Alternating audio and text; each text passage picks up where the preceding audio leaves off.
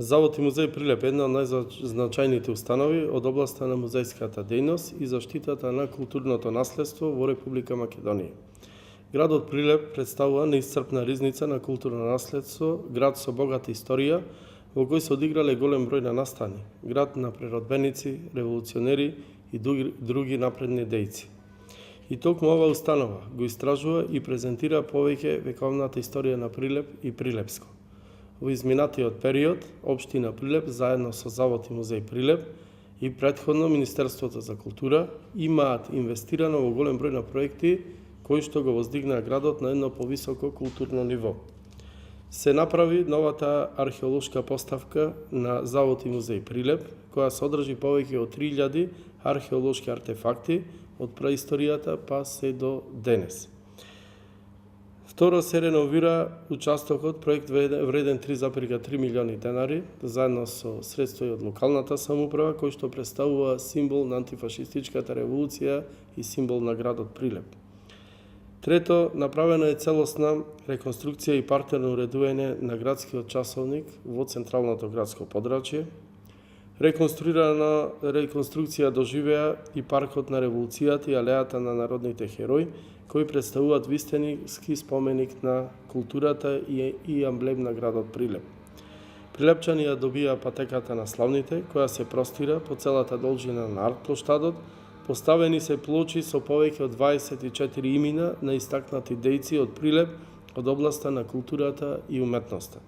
Прилеп доби два нови лика со конзервација на куќите на Бектешовци и Жеревци. Вложивме и во манастирите и црквите во градот и околината. Манастирот Свети Архангел Михаил во Варош доби нов источен конак. Започнат е проектот за конзервација, реставрација и реконструкција на конаците од манастирскиот комплекс Трескавец, вреден 1,8 милиони евра, кој што треба да биде завршен најдоцна за една година. Се работи и во црквата и трпезаријата од манастирот Успение на Пресвета Богородица Трескавец. Конзервација на фреско живописот на црквата Свети Никола, село Манастир Мариово. Овој проект се работи во фази. Проект на конзервација на фреско живописот на црквата Свети Никола во населеното место Зрзе. 2016 година манастирскиот комплекс Зрзе доби нови монашки конаци, целокупна обнова на манастирот, која чинеше цели 92 милиони денари и овој манастир денес е еден од најубавите на Балканот.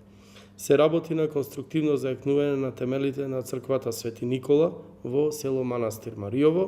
Изградени се над 20.000 метри квадратни плоштадни површини во Прилеп од централното градско подрачје со вкупна вредност од над 100 милиони денари.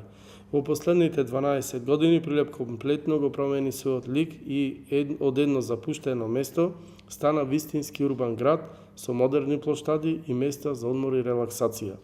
Комплетно се реконструираше плоштадот Методи Андонов Ченто на површина од цели 8200 метри квадратни.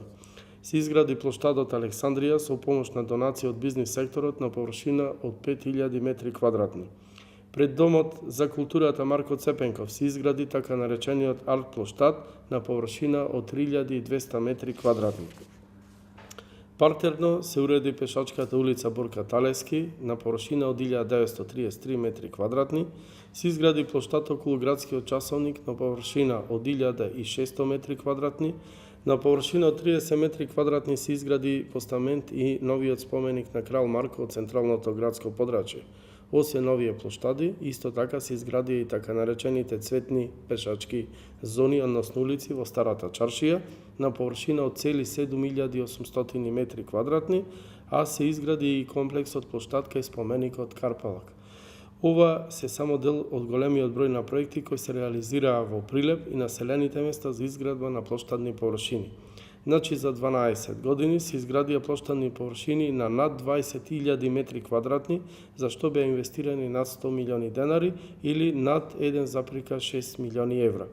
Во наредниот период ќе инвестираме во нови плоштади и тоа продолжување на проектот за докомплетирање на пешачката улица Борка Талески на потегот од споменикот Пеце Атанасовски до основното училиште Кочорацин.